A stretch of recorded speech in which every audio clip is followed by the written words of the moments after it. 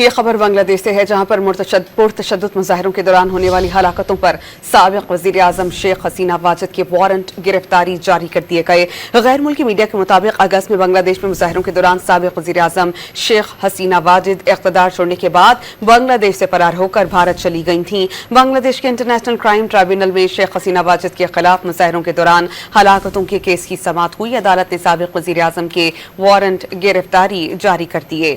عدالت نے حسینہ واجد کو گرفتار کر کے 18 نومبر کو پیش کرنے کا حکم دیا ہے۔ یہ خبر بنگلہ دیش سے ہے، جہاں پر پرتشدد مظاہروں کے دوران ہونے والی ہلاکتوں پر سابق وزیر اعظم شیخ حسینہ واجد کے وارنٹ گرفتاری جاری کر دیے گئے۔ غیر ملکی میڈیا کے مطابق اگست میں بنگلہ دیش میں مظاہروں کے دوران سابق وزیر اعظم شیخ حسینہ واجد اقتدار چھوڑنے کے بعد بنگلہ دیش سے فرار ہو کر بھارت چلی گئی تھیں۔ بنگلہ دیش کے انٹرنیشنل کرائم ٹرائبونل میں شیخ حسینہ واجد کے خلاف مظاہروں کے دوران ہلاکتوں کے کیس کی سماعت ہوئی۔ عدالت نے سابق وزیر اعظم کے وارنٹ گرفتاری جاری کر دیے۔